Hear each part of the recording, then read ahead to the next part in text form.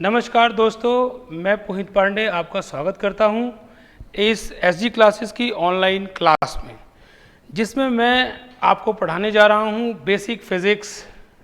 इस चैप्टर को मैंने 3 सेगमेंट्स में डिवाइड किया है और वो इसलिए क्योंकि इस चैप्टर से आमतौर पर रेलवेज़ और एसएससी में 1 नंबर में प्रश्न पूछ लिया जाता है और बच्चे जल्दबाजी में कन्फ्यूज़न में उस आसान से प्रश्न का उत्तर गलत दे के आते हैं।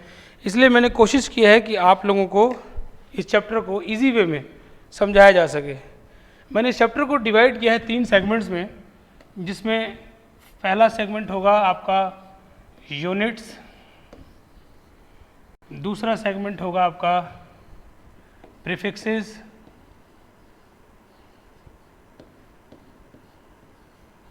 और जो थर्ड और लास्ट सेगमेंट होगा वो होगा डायमेंशन।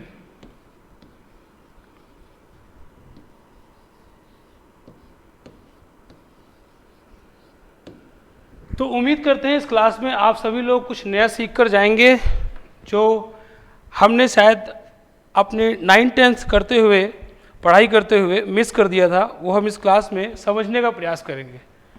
देखिए, फिजिक्स की में जो यूनिट्स होती हैं इनको 2 तरह से डिवाइड किया गया है। सबसे पहले हम समझेंगे यूनिट्स होती क्या हैं। तो दोस्तों, यूनिट्स क्या होती हैं? ये वह स्टैंडर्ड होता है, स्टैंडर्ड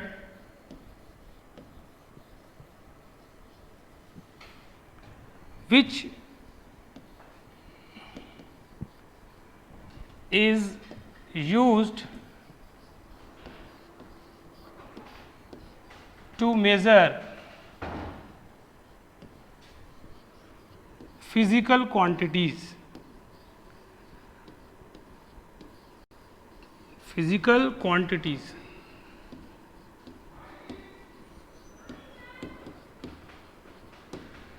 यानी कि ये वह स्टैंडर्ड होता है, वह पैरामीटर होता है जिससे हम किसी फिजिकल क्वांटिटीज़ को मेज़र कर सकते हैं। जैसे हमें अगर लेंथ मेज़र करनी हो, किसी चीज़ का वज़न मेज़र करना हो, टाइम मेज़र करना हो, तो हमें फिजिकल क्वांटिटीज़ का जो स्टैंडर्ड है मेज़र करने का, उसी को हम कहते हैं यूनिट्स।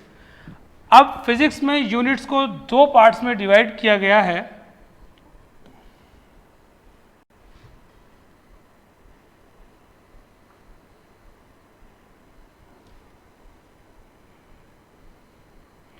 फिजिक्स में 2 पार्ट्स में यूनिट्स को डिवाइड किया गया है। एक तरह की यूनिट होती है fundamental unit.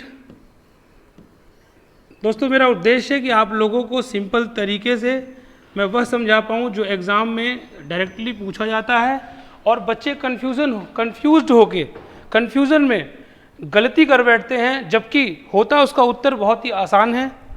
Fundamental units and second one is derived unit. दोस्तों, फंडामेंटल यूनिट्स कौन सी होती हैं? फंडामेंटल यूनिट्स वह यूनिट्स होती हैं जो इंडिपेंडेंट होती हैं नेचर में, जो फर्दर रिड्यूस नहीं हो पाती, जिनको आप फर्दर उनका फॉर्म चेंज नहीं कर सकते, रिड्यूस नहीं कर सकते, इंडिपेंडेंट होती हैं। इसीलिए इन यूनिट्स को बेसिक यूनिट्स भी कहा जाता है। फंडामेंटल यूनिट्स को बेस यूनिट्स भी कहा जाता है।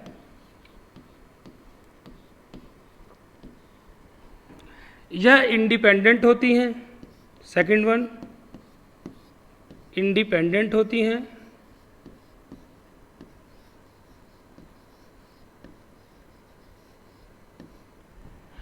और यह यूनिट्स इंडिपेंडेंट होती हैं, बेसिक यूनिट्स होती हैं and can not be reduce, जिसको और छोटा नहीं किया जा सकता।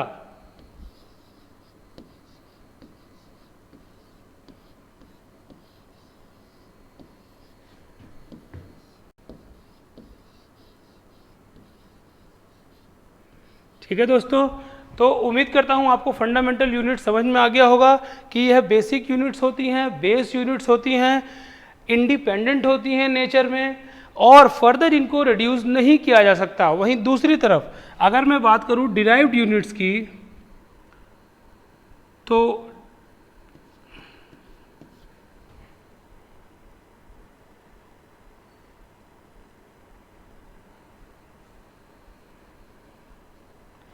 तो दोस्तों अगर मैं बात करूं डिराइव्ड यूनिट्स की, तो ये वह यूनिट्स होती हैं जो एक या एक से ज़्यादा फंडामेंटल यूनिट्स को मल्टीप्लाई करने पर या डिवाइड करने पर बनती हैं, वह डिराइव्ड यूनिट्स होती हैं। इसका एग्जांपल लेकर के मैं आपको विस्तार से समझाऊंगा, लेकिन अभी आप देखिए कि units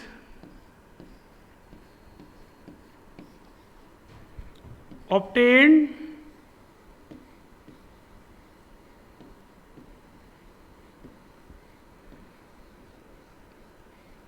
units obtained by multiplying or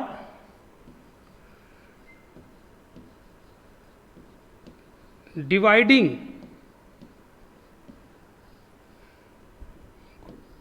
fundamental quantities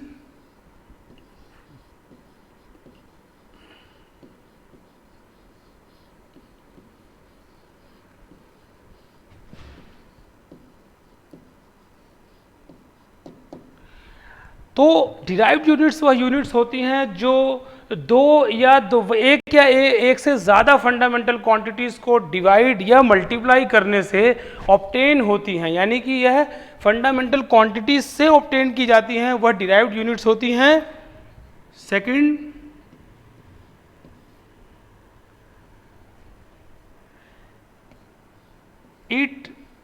इसीलिए हम कह सकते हैं it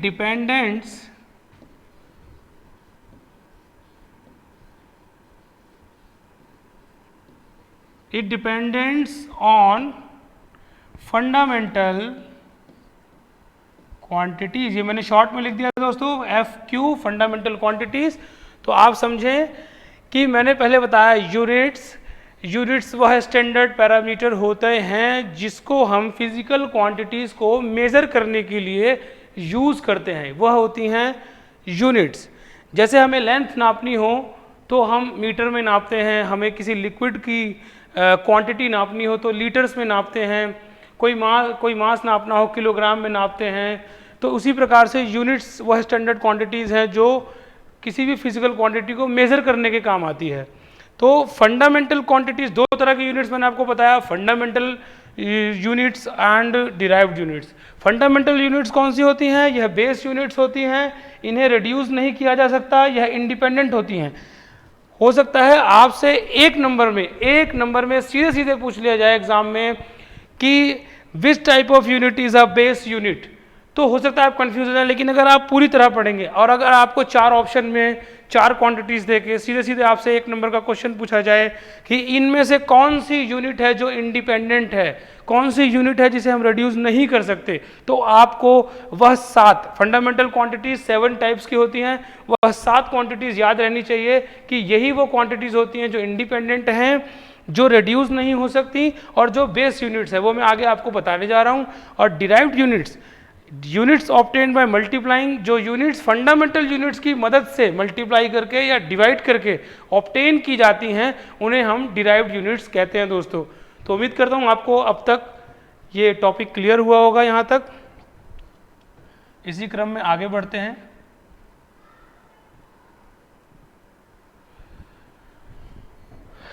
fundamental quantities are of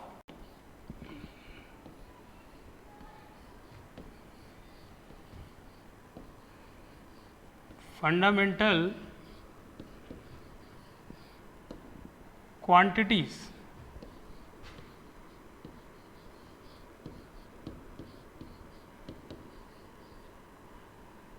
fundamental quantities 7 types की होती हैं दोस्तों।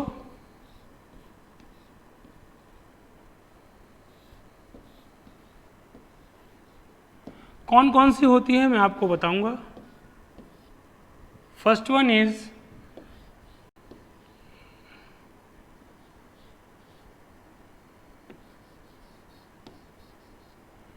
लेंथ होती है, second one mass, third one time, fourth quantity temperature,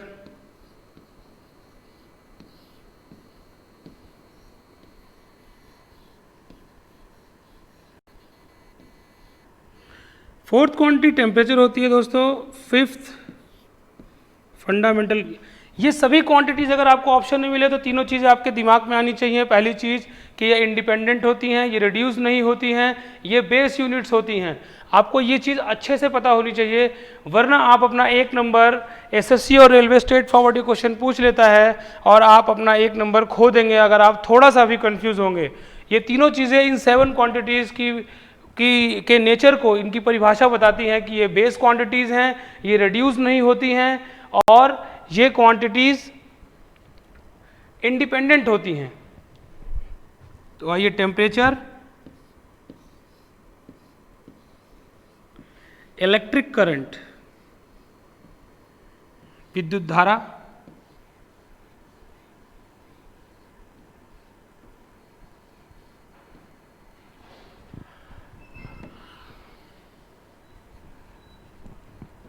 sixth one is amount of substance,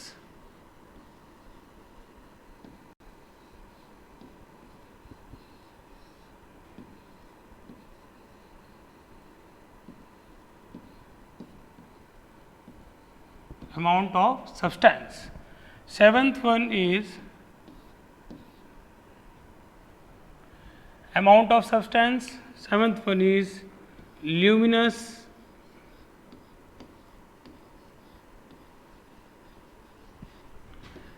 intensity.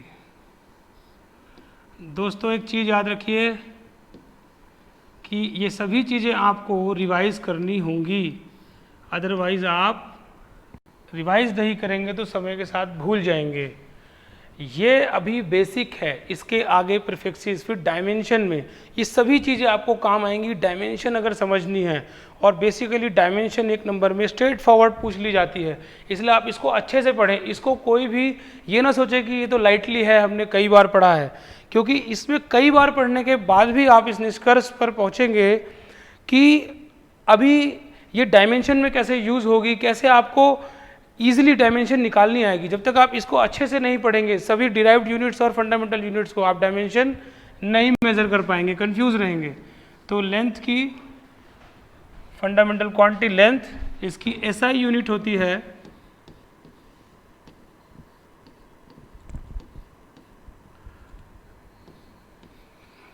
Metre, मास की एसआई यूनिट होती है किलोग्राम,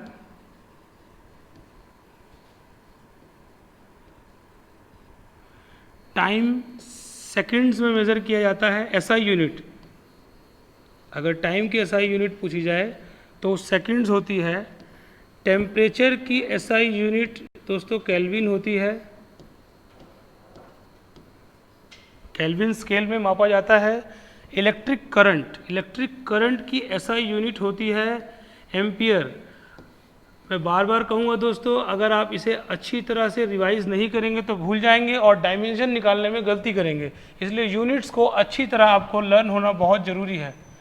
अमाउंट ऑफ सब्सटेंस, इसकी यूनिट होती है मोल।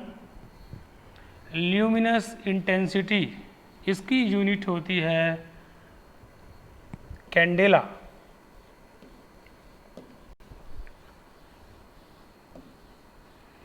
तो मैंने आपको 7 फंडामेंटल क्वांटिटीज़ बता दी हैं। तो मैं दोबारा से एक बार आपको रिवाइज करा दूं कि 7 टाइप्स ऑफ फंडामेंटल क्वांटिटीज़, ये बेस यूनिट्स होती हैं, ये इंडिपेंडेंट होती हैं, ये यूनिट्स फर्दर रिड्यूस नहीं हो सकती हैं, ये यूनिट्स 7 टाइप्स की होती हैं। लेंथ की एसआई यूनिट मीटर, मास किलोग्राम है यूनिट, टाइम सेकंड्स, टेम्परेचर की केल्विन, इलेक्ट्रिक करंट की एम्पियर, अमाउंट ऑफ सब्सटेंस की मोल, ल्यूमिनस इंटेंसिटी की कैंडेला होती है। तो आपको ये फंडामेंटल यूनिट्स उम्मीद करता हूँ अच्छे से समझ में आ गया होगा। तो इसी क्रम में आगे बढ़ते हैं और डिराइव्ड यूनिट्स के बारे में जानने की कोशिश करते हैं। मैंने आपको डिराइव्ड यूनिट्स बताया कि यह बेस यूनिट्स नहीं होती हैं, यह फंडामेंटल यूनिट्स को डिवाइड और मल्टीप्लाई करके निकाली जाती हैं या उत्पन्न होती हैं। यह रिड्यूस की जा सकती हैं, लेकिन इसका एग्जाम्पल जब तक मैं आपको लेके नहीं समझाऊंगा शायद आपको समझ में ना आए, तो मैं कोशिश करता हूँ कि मैं बताता हूँ आपको कि डिराइव्ड यूनिट्स कौन सी यूनिट्स होती हैं। जैसे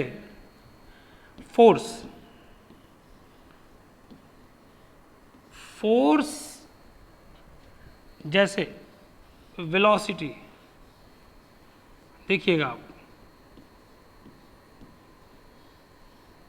वेलोसिटी वेग, फोर्स बल, वेलोसिटी वेग, और एक और एग्जांपल लेते हैं वर्क, कार्य।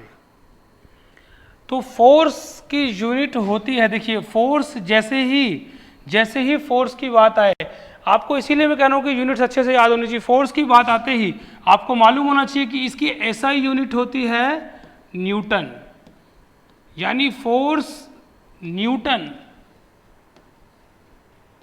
और मास इनटू एक्सेलरेशन, ये आपके दिमाग में तुरंत ग्रिप कर जाना चाहिए कि Newton means mass into acceleration, force की बात हो रही है तो मास इनटू एक्सेलरेशन।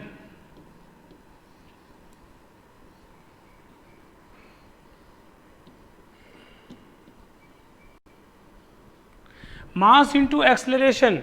अब दोस्तों देखिए डिराइव्ड यूनिट कहाँ से आई, मैंने आपको पढ़ाया था कि फंडामेंटल यूनिट्स को मिलाकर ही डिराइव्ड यूनिट्स बनती हैं, मल्टीप्लाई और डिवाइड करके। तो देखिए मैं आपको दिखाता हूँ फंडामेंटल यूनिट से कैसे फोर्स बना है, कैसे फोर्स की परिभाषा आई है। मास इनटू एक्सेलरेशन, मास मैंने बताया था आपको किलोग्राम होता है, मास की यूनिट किलोग्राम होती है, मास फंडामेंटल यूनिट है। तो देखिए यहाँ से मास आया, मास को डिनोट करते हैं कैपिटल एम से, मास इनटू एक्सेलरेशन क्या होता है दोस्तों, मीटर। अब क्योंकि दोनों एम है, मास भी, तो मैंने कैपिटल एम लिया मास के लिए और इस मीटर के लिए स्मॉल एम से डिनोट कर दिया मीटर को। तो मीटर पर सेकंड स्क्वायर होता है एक्सेलरेशन। तो मास इनटू एक्सेलरेशन फोर्स की डेफिनेशन होती है। देखिए ये फंडामेंटल क्वांटिटी मास, डिराइव्ड यूनिट मैंने आपको बताया था कि डिराइव्ड यूनिट्स फंडामेंटल यूनिट्स से मिलाकर बनती हैं, डिवाइड या मल्टीप्लाई करके। देखिए ये फंडामेंटल यूनिट मास, ये फंडामेंटल यूनिट मीटर जो कि लेंथ की यूनिट होती है, और ये देखिए सेकंड जो कि टाइम की यूनिट होती है। तो दोस्तों आपको मैं उम्मीद करता हूँ समझ में आ गया होगा कि डिराइव्ड यूनिट्स फंडामेंटल यूनिट्स से कैसे ऑब्टेन की जाती हैं। आपके सामने है, देखिए मास एक्सेलरेशन मीटर पर सेकंड स्क्वायर होता है। तो देखिए मीटर लेंथ की यूनिट, फंडामेंटल यूनिट जो लेंथ है उसकी एसआई यूनिट मीटर, और टाइम की जो एसआई यूनिट है वो सेकंड, और मास आपके सामने है एम। तो ये सब फंडामेंटल यूनिट्स हैं और इसी से फोर्स जो है वो हमारी एक्सप्लेन होती है। आइए वेलोसिटी की बात करते हैं। दोस्तों वेलोसिटी होती है मीटर पर सेकंड। याद रखिएगा पूरी फिजिक्स में मास को कैपिटल एम से डिनोट करूंगा मैं पूरे चैप्टर में, पूरी फिजिक्स में, और मीटर लेंथ को स्मॉल एम से डिनोट करूंगा। तो कंफ्यूज मत होइएगा दोस्तों। तो मीटर पर सेकंड वेलोसिटी होती है। और देखिए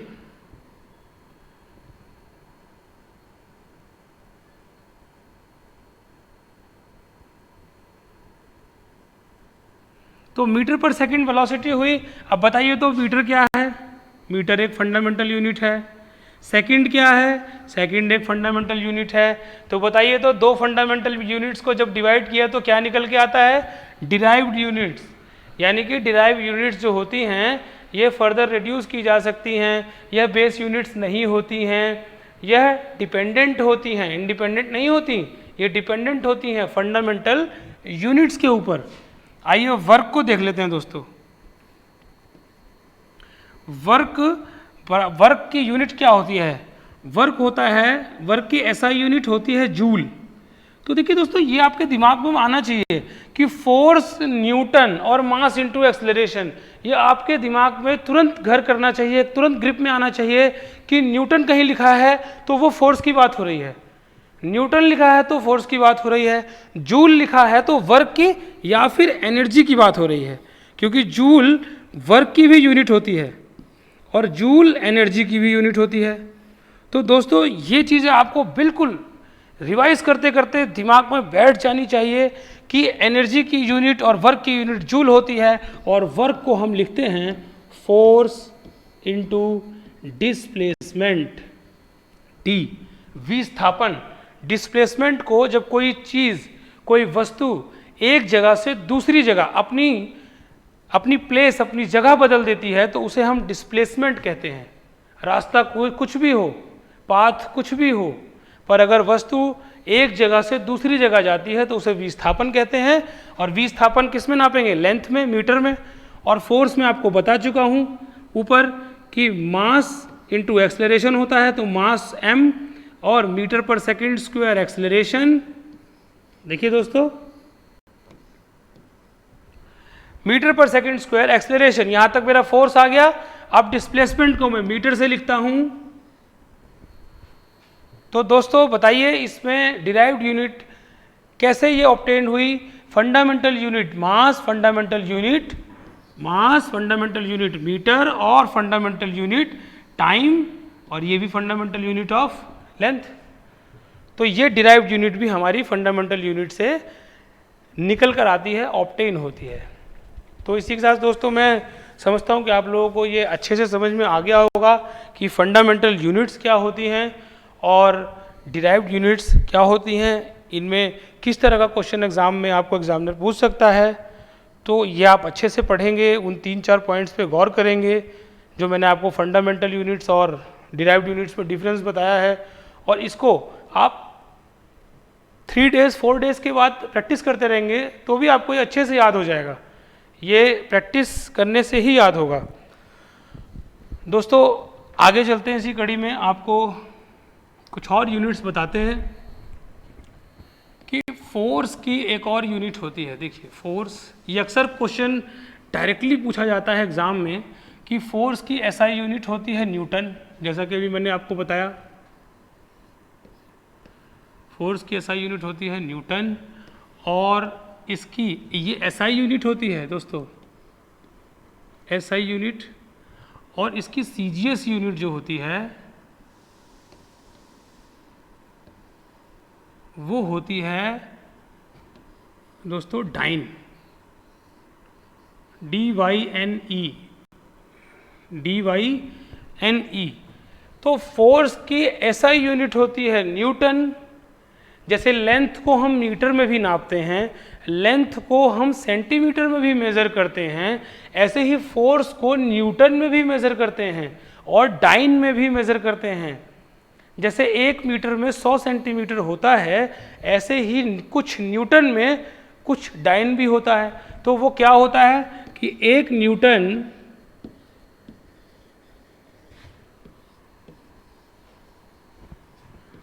बराबर 10 की घात, या पावर बोलते हैं दोस्तों, 10 की घात raise to the power 5 dyne. ये याद रखिएगा, ये बहुत इंपॉर्टेंट है दोस्तों। 1 नंबर में डायरेक्टली पूछ लेते हैं 1 newton is equal to how much dyne. 4 option देता है, बच्चे कंफ्यूज होके गलती कर बैठते हैं क्योंकि वो डाइन में और अर्ग में, मैं आगे आपको बताने वाला हूँ, कंफ्यूज रहते हैं। वर्क की यूनिट होती है, वर्क की एसआई यूनिट होती है जूल। दोस्तों वर्क की एसआई यूनिट जूल होती है, एसआई यूनिट, पर सीजीएस यूनिट वर्क की क्या होती है? अर्ग, ERG, अर्ग। वर्क की एसआई यूनिट जूल, पर सीजीएस यूनिट, यूनिट के अलग अलग सिस्टम होते हैं, SI unit system, CGS system, FPS system, MKS system. तो हम सीजीएस सिस्टम की बात कर रहे हैं। ये 2 बहुत इंपॉर्टेंट हैं। एग्जाम में रेलवेज में डायरेक्टली पूछ लेता है, एसएससी में डायरेक्टली पूछ लेता है कि 1 joule is equal to how many erg. तो आपको मैं बता दूं कि 1 जूल, यदि कोई 1 जूल वर्क डन करता है तो वो 10 की पावर 7, जी हाँ 7 अर्ग दोस्तों, 10 की पावर 7 अर्ग। अब बच्चे इसमें बहुत कंफ्यूज रहते हैं, वो 10 की पावर 7 न्यूटन में करके आ जाते हैं। नहीं, newton 1 newton is equal to 10 की पावर 5 डाइन होता है और 1 जूल इज इक्वल टू 10 की घात 7 अर्ग होता है। तो दोस्तों उम्मीद करता हूँ आपको ये समझ में आ चुका होगा। इसी कड़ी में आगे बढ़ते हुए हम नेक्स्ट टॉपिक पढ़ते हैं, कुछ प्रैक्टिकल यूनिट्स पढ़ते हैं। दोस्तों कुछ प्रैक्टिकल यूनिट्स पढ़ते हैं लेंथ, मास और टाइम की, जो आपके एग्ज़ाम में डायरेक्टली पूछी जाती है। और इस बात की मैं श्योरिटी दे सकता हूँ दोस्तों कि इस पूरे चैप्टर में से सबके एग्ज़ाम में 1 नंबर का क्वेश्चन आएगा ही आएगा।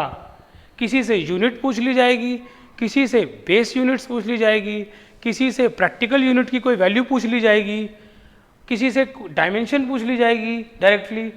लेकिन 1 नंबर का क्वेश्चन हर किसी स्टूडेंट के एग्ज़ाम में आना ही आना है, क्योंकि ये पैटर्न है पेपर का कि फिजिक्स के बेसिक चैप्टर से 1 नंबर का क्वेश्चन अवश्य डालते हैं एग्जामिनर। देखिए प्रैक्टिकल यूनिट्स अगर मैं आपको बताऊं तो पहली प्रैक्टिकल यूनिट होती है लाइट ईयर, लेंथ की। Practical units of length,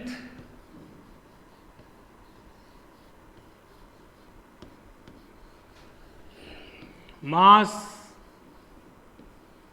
and time, इन तीनों की कुछ प्रैक्टिकल यूनिट्स होती हैं जो डेली लाइफ में यूज़ की जाती हैं। दोस्तों अगर आपको डिस्टेंस यहाँ से अपने घर के पास से कोई डिस्टेंस बताना है, जैसे यहाँ से अजमेर से किशनगढ़ का डिस्टेंस बताना है, तो आप बताएंगे 25 किलोमीटर, 20 किलोमीटर, जो भी वट एवर इज डिस्टेंस। तो लेकिन अगर आपको मैं कहूँ कि इस ग्रह से दूसरे ग्रह का, हमारे प्लैनेट से दूसरे प्लैनेट की दूरी बतानी है या दूसरी गैलेक्सी की दूरी बतानी है, तो क्या आप trillion, billion and trillion kilometres बोलेंगे? नहीं। उस यूनिट्स को बताने के लिए ही जब भी हम बड़ी यूनिट्स बताते हैं लेंथ की दोस्तों, तो हम यूज़ करते हैं कुछ प्रैक्टिकल यूनिट्स हैं लेंथ की, तो उनके बारे में आपको मैं बताने चल रहा हूँ। Light year. और लाइट ईयर होता क्या है दोस्तों, ये ध्यान से देखिएगा आप, क्योंकि इसमें बच्चे कंफ्यूज रहते हैं कि light year, the distance travel by light, distance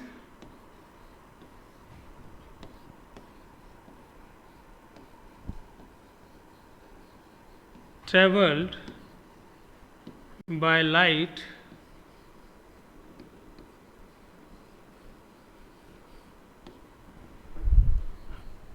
in a 1 year, यानी लाइट रेज 1 साल में जितनी दूरी तय करती हैं, the distance travelled by a light in 1 year is in, but एक इंपॉर्टेंट पॉइंट इसमें यह है कि distance travelled by light in 1 year, but where, कहाँ पर? इन 1 year, ये बहुत इंपॉर्टेंट है, इन वैक्यूम, यानी उसके मार्ग में, उसके पाथ में कोई ऑब्स्टेकल ना आए। वैक्यूम में लाइट 1 साल में जितना डिस्टेंस ट्रेवल करती है, इसको अंडरलाइन कर दिया इसीलिए मैंने, इन वैक्यूम लाइट जितना डिस्टेंस ट्रेवल करती है that is called light year. दोस्तों लाइट ईयर की वैल्यू आपसे डायरेक्टली पूछी जाती है कि 1 लाइट ईयर, अगर मैं कहता हूँ कोई वस्तु 1 लाइट ईयर दूर है हमसे, 1 लाइट ईयर, तो वो कितने किलोमीटर दूर है हमसे, कितने मीटर दूर है? तो ये आपको डायरेक्टली पूछा जाता है एग्जाम में। तो वह वस्तु हमसे 9.46 इंटू 10⁻12, जी हाँ दोस्तों 12 किलोमीटर। आप पहले किलोमीटर में याद कीजिएगा, नहीं तो कंफ्यूज हो जाएंगे, क्योंकि किलोमीटर से आप मीटर में कन्वर्ट कर सकते हैं, किलोमीटर से आप मीटर में कन्वर्ट कर सकते हैं। 10⁻12 किलोमीटर, और अगर मुझे मीटर में पूछा हो तो मैं लिखूंगा 10⁻, जैसे 1 किलोमीटर में 1000 मीटर होते हैं, 3 जीरो बढ़ती है, 10⁻12, तो ये 10⁻15 मीटर, 10⁻15 मीटर, ये डिस्टेंस हो गया। मान लीजिए कोई ग्रह हमारे अर्थ से 1 लाइट ईयर दूर है, 1 लाइट ईयर, तो इसका मतलब वो हमसे 9.46 गुणा 10⁻12 किलोमीटर दूर है। तो ईजिली हम बोल देंगे कि वह ग्रह हमसे 1 लाइट ईयर डिस्टेंस पर है। आइए आपको मैं लेंथ की सबसे बड़ी यूनिट बताने जा रहा हूँ। लेंथ नापने की जो सबसे बड़ी यूनिट होती है दोस्तों, वो मैं आपको बताने जा रहा हूँ, वह होती है पारसेक।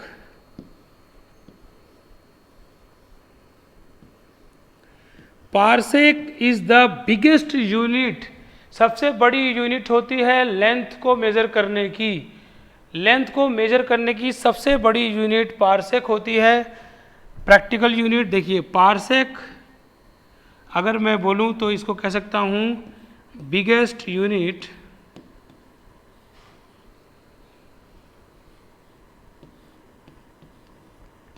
आपको सीधे सीधे 4 यूनिट्स दे देंगे, ऑप्शन में 4 यूनिट्स देंगे और पूछेंगे which is the biggest unit of length. तो आप बिल्कुल क्लियर रहिए कि parsec is the biggest unit of length, सबसे बड़ी यूनिट है, क्योंकि यह यूनिट ऑफ, मैं यहाँ लिख देता हूँ दोस्तों लेंथ, ताकि आप कंफ्यूज ना हो। ठीक है दोस्तों, तो parsec is the biggest unit of length. क्यों? क्योंकि एक पारसेक में 1 पारसेक इज इक्वल टू, दोस्तों ध्यान से देखिएगा, 3.08 LY मीन्स लाइट ईयर। यानी अगर मैं लाइट ईयर को 3.08 से मल्टीप्लाई कर दूं तो मेरे पास पारसेक की वैल्यू आ जाती है। सॉरी दोस्तों, ये 3.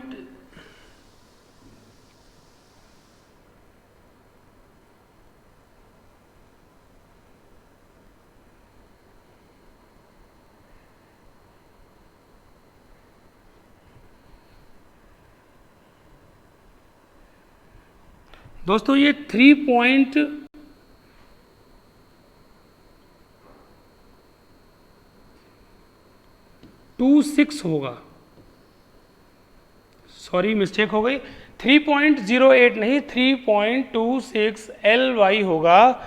यानी कि 3.26 लाइट ईयर एक पारसेक के बराबर होता है। और अब मैं आपको एक पारसेक की वैल्यू बता दूं, आगे बढ़ते हैं। 1 पारसेक, उम्मीद करता हूं कि आप सभी को समझ में आ रहा होगा। एक पारसेक की मैं आपको अगर वैल्यू बताऊं तो ये होती है, मुझे इसकी वैल्यू ध्यान थी दोस्तों, इसलिए मैंने वहाँ पर कन्फ्यूज़न में 3.08 कर दिया था, पर आप जान लीजिए कि 3.26 लाइट ईयर होता है 1 पारसेक, और 3.08 इंटू लाइट ईयर 10 की पावर 12 होता है, और पारसेक 10 की पावर 13 हो जाता है। पावर में कंफ्यूज हो जाते हैं बच्चे, पारसेक 10 की पावर 13 होता है। और अगर आपको मीटर में निकालनी हो तो 3 जीरोस इंक्रीज हो जाएंगी और 10 की पावर 16 मीटर हो जाएगा। ठीक है दोस्तों, एक यूनिट और यूज़ की जाती है फिजिक्स में, जिसे हम बोलते हैं एस्ट्रोनॉमिकल यूनिट। 1 एस्ट्रोनॉमिकल यूनिट, ये होती क्या है?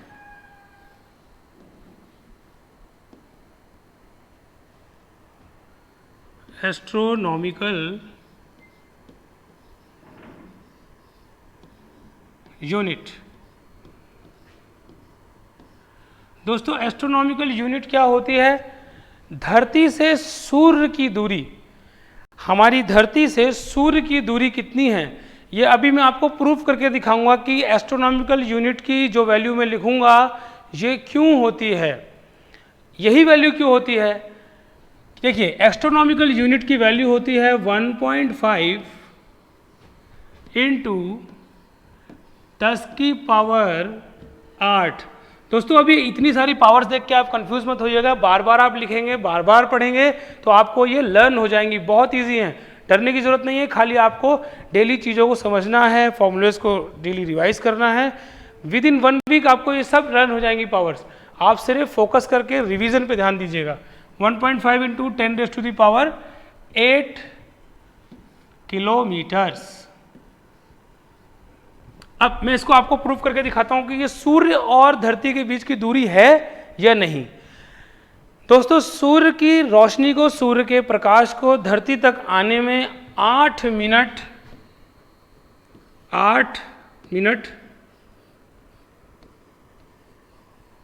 और 20 सेकंड लगते हैं।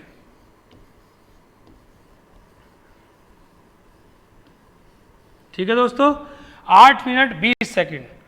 और लाइट की जो स्पीड होती है, स्पीड ऑफ लाइट, वो होती है 3 गुणा 10 की पावर 8 मीटर पर सेकंड। 3 गुणा 10 की पावर 8 मीटर पर सेकंड, यानी लाइट 1 सेकंड में 3 गुणा 10 की घात 8 मीटर ट्रेवल करती है वैक्यूम में। अब लाइट को अगर मैं किलोमीटर में लिखूं तो 3 गुणा 10 की पावर 5 किलोमीटर जाएगी। यानी 10 की पावर 5 का मतलब क्या हुआ दोस्तों, कि लाइट 1 सेकंड में 3 लाख किलोमीटर ट्रेवल करती है, 3 लाख किलोमीटर, ठीक है, पर सेकंड, 3 लाख किलोमीटर पर सेकंड ये लाइट ट्रेवल करती है। अब मैंने बताया कि सूर्य से प्रकाश को आने में, प्रकाश भी लाइट होती है, तो 8 मिनट 20 सेकंड लगते हैं। तो अगर सूर्य से प्रकाश धरती तक आया 8 मिनट 20 सेकंड में और 1 सेकंड में वो 3 लाख किलोमीटर दूरी तय करता है, तो उसको, यानी कि ये दूरी होनी चाहिए, दूरी ये होनी चाहिए। अगर मैं, क्योंकि मुझे पता है कि speed is equal to distance upon time, और distance is equal to speed into time. तो अगर मैं समय को स्पीड, जो लाइट की स्पीड है, उससे मल्टीप्लाई कर दूं तो मेरे पास दूरी आ जाएगी सूर्य और धरती के बीच की। तो चलिए मैं करके दिखाता हूं दोस्तों आपको, स्पीड इनटू टाइम। अब टाइम कितना सेकंड्स में निकालेंगे हम, 8 मिनट में 8 6 48, 480 और 20, 500 सेकंड होते हैं दोस्तों।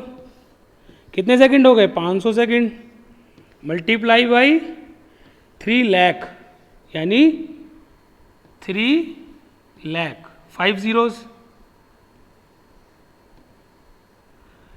देखिए दोस्तों, 5 जीरोस ये हो गई और 2 जीरोस ये हो गई, और 5 थी है 15, देखिए 15, और मैंने क्या लिखा है, तो यानी कि 5 जीरोस और 2 जीरोस 7 जीरो, और अगर मैं यहाँ पर पॉइंट लगा दूँ तो यहाँ पर हो जाएगी 8 जीरो, यानी धरती से सूर्य के बीच की दूरी मेरे पास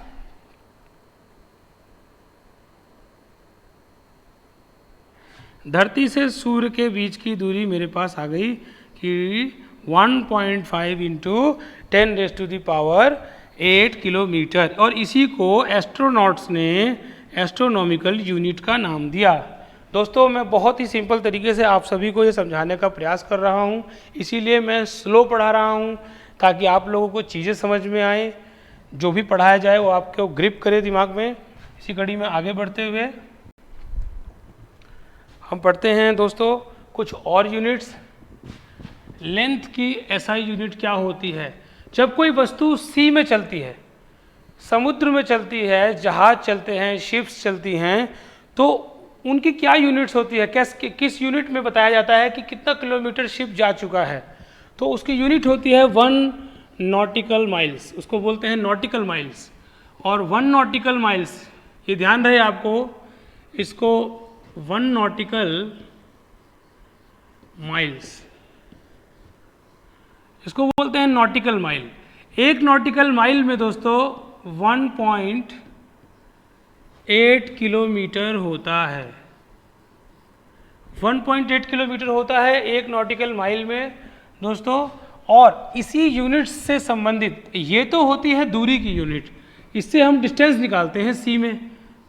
जब भी सी में हमारे शिप्स चलते हैं तो उनकी डिस्टेंस, कितनी दूरी उन्होंने तय कर ली है, वो नॉटिकल माइल्स में बताई जाती है। यानी डिस्टेंस तो इससे बताते हैं, लेकिन स्पीड किससे बताई जाती है? सी और जो हमारे बड़े शिप्स चलते हैं उनकी स्पीड बताई जाती है, एक यूनिट होती है, आप नोट करके लिखिएगा इसे, 1 नॉट। 1 नॉट, 1 नॉट क्या होता है? जब 1 नॉटिकल माइल्स, कोई भी शिप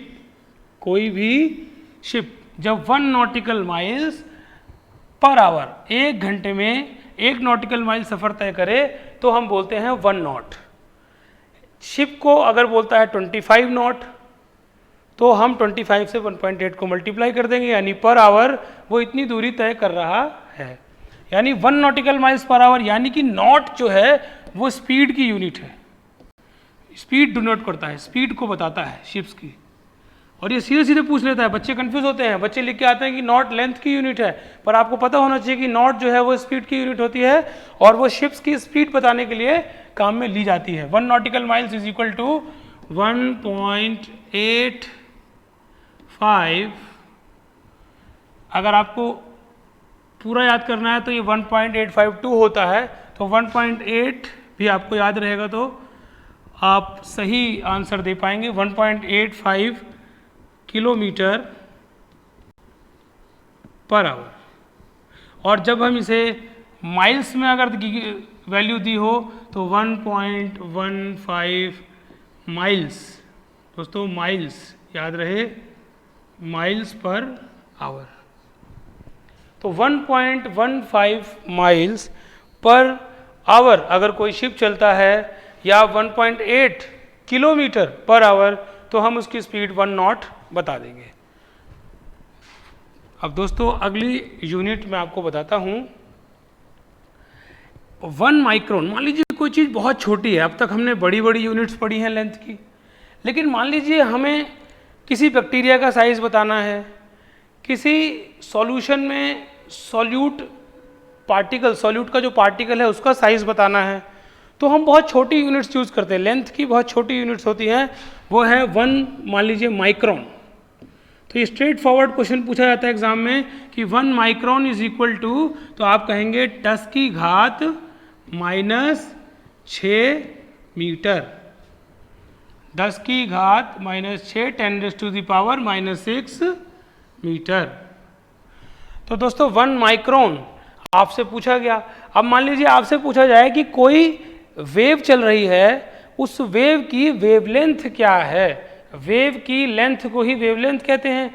तो वेव की लेंथ पूछी जाए तो वेव की लेंथ की यूनिट होती है एंगस्ट्रॉम, और 1 एंगस्ट्रॉम जो होता है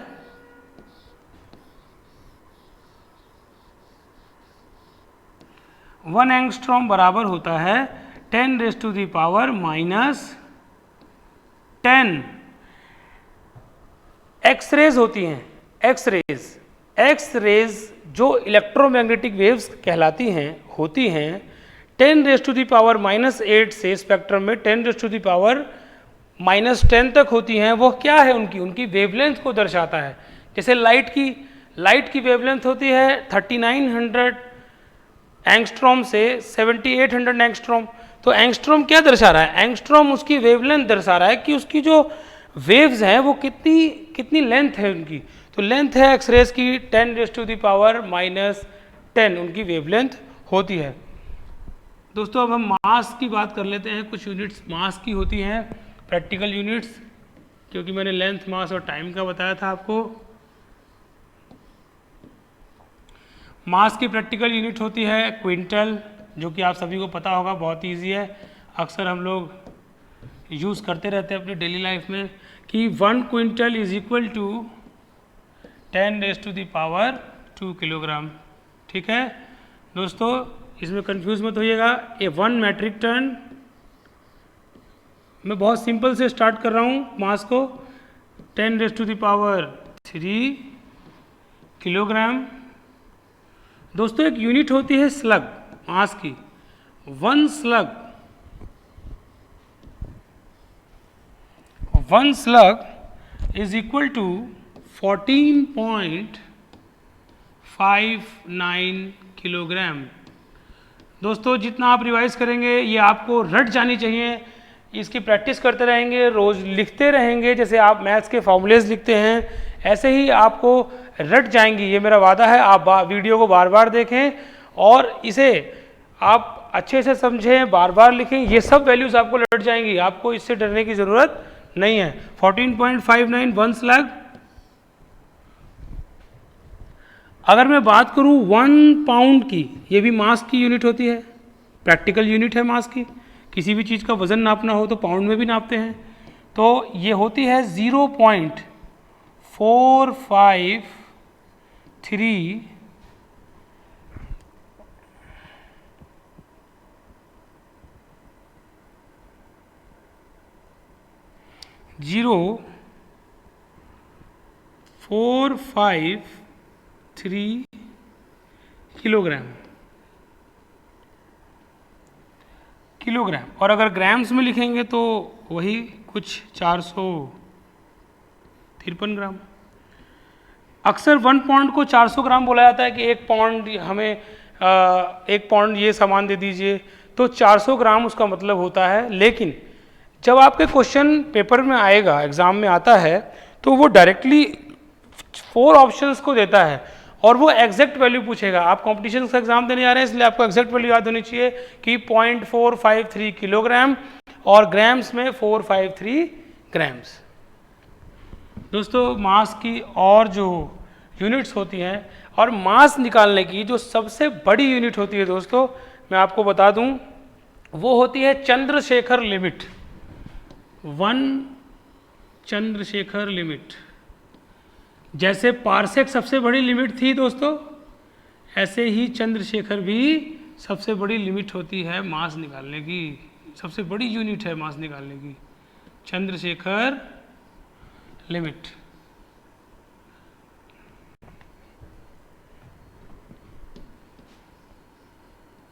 चंद्रशेखर लिमिट। अब बताइए आप, चंद्रशेखर लिमिट मैं आपको बता दूं, चंद्रशेखर लिमिट मास की बिगेस्ट यूनिट होती है और इसकी वैल्यू होती है 1 चंद्रशेखर लिमिट। 1 चंद्रशेखर लिमिट की वैल्यू क्या होती है दोस्तों? तो ये होती है 1.4 चंद्रशेखर। सुब्रमण्यम चंद्रशेखर हमारे देश के एक बहुत महान वैज्ञानिक हुए हैं। वह अमेरिका इंडियन थे, पर अमेरिका में उन्होंने फिजिक्स पे बहुत काम किया और उन्होंने ही ये लिमिट दी थी। ब्लैक होल की थ्योरी के लिए उन्हें 1983 में, दोस्तों ये क्वेश्चन डायरेक्टली पूछा जाता है कि 1983 में नोबेल प्राइज़ किसे मिला था ब्लैक होल की थ्योरी के लिए? तो ब्लैक होल और न्यूक्लियर फिजिक्स के लिए इन्होंने बहुत अच्छा रिसर्च किया था और उसी में इनको नोबेल प्राइज़ मिला था विलियम फाउलर के साथ में 1983 में। 1983 में सुब्रमण्यम चंद्रशेखर, इन्होंने अपने एक्सपीरियंस से, अपने रिसर्च से यह लिमिट दी थी कि 1.4 इंटू मास ऑफ सन, यानी जितना सूर्य का मास है,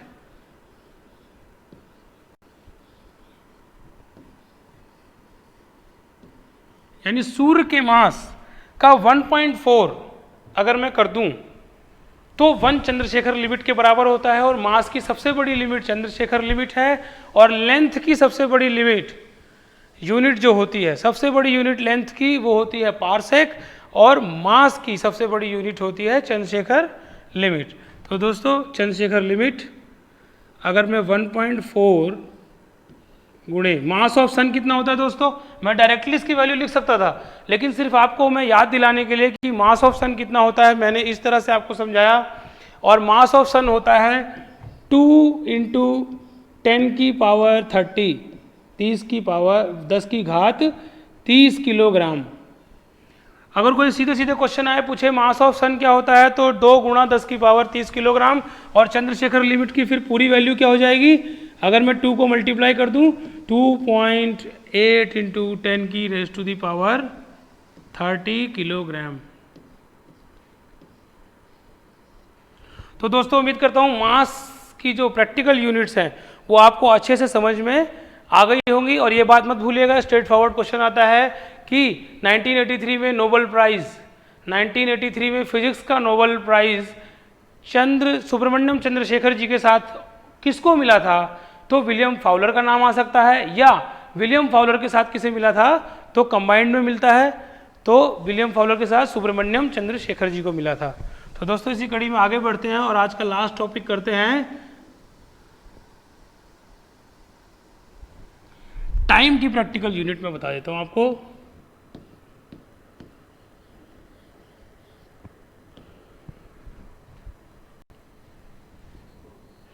टाइम की दोस्तों प्रैक्टिकल यूनिट क्या होती हैं, जैसे आपसे कोई पूछे डायरेक्टली, आपको याद होना चाहिए, देखिए आप मल्टीप्लाई करके तो निकाल लेंगे, पर आपसे सीधा पूछा जाए कि एक सोलर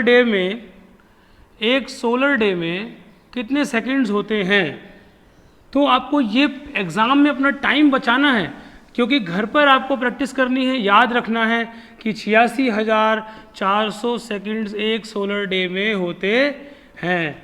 अब एग्ज़ाम में अगर आप 24 घंटे को 3600 से गुणा करने बैठे तो फिर आपका 2 मिनट वेस्ट हो जाएगा।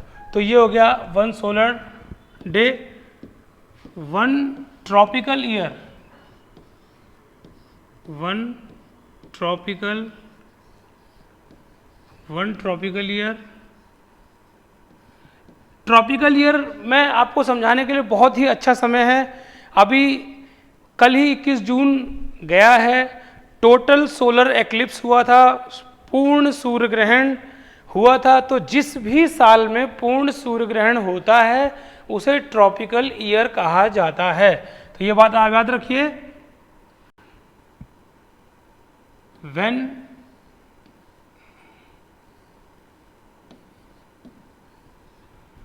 Total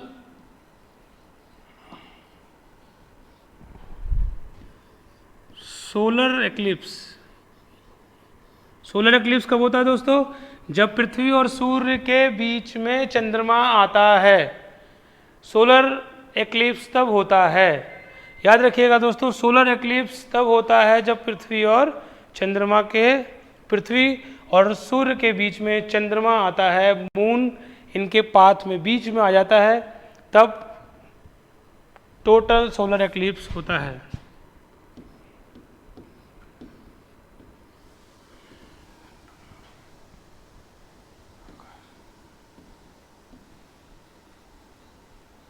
When total solar eclipse occur in a year is called tropical year।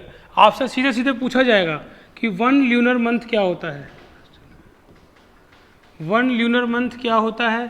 तो ल्यूनर मंथ, बच्चे अक्सर कंफ्यूज हो जाते हैं, पता होते हुए भी गलत करके आते हैं। 1 ल्यूनर मंथ दोस्तों वह अवधि होती है जितनी समय में चंद्रमा पृथ्वी का चक्कर काटता है, और वह अवधि होती है 27.3 डेज।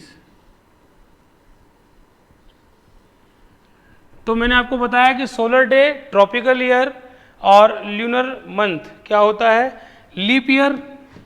अब ये मैं आपको नहीं बताऊंगा दोस्तों, क्योंकि मैं उम्मीद करता हूं कि आप सभी को ये पता होगा, लेकिन चलिए मैं बता देता हूं कि फरवरी, जिस ईयर में फरवरी में 29 डेज होते हैं उसे हम लीप ईयर कहते हैं।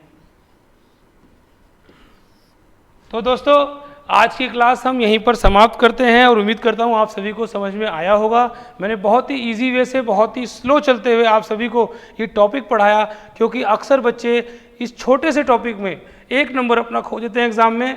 अब नेक्स्ट क्लास में आप इसे अच्छी तरह रिवाइज कीजिए, अच्छी तरह पढ़िए। नेक्स्ट क्लास में हम आपको डायमेंशन निकालनी सिखाएंगे कि कैसे यूनिट से डायमेंशन निकाली जाती हैं। धन्यवाद दोस्तों, नमस्कार।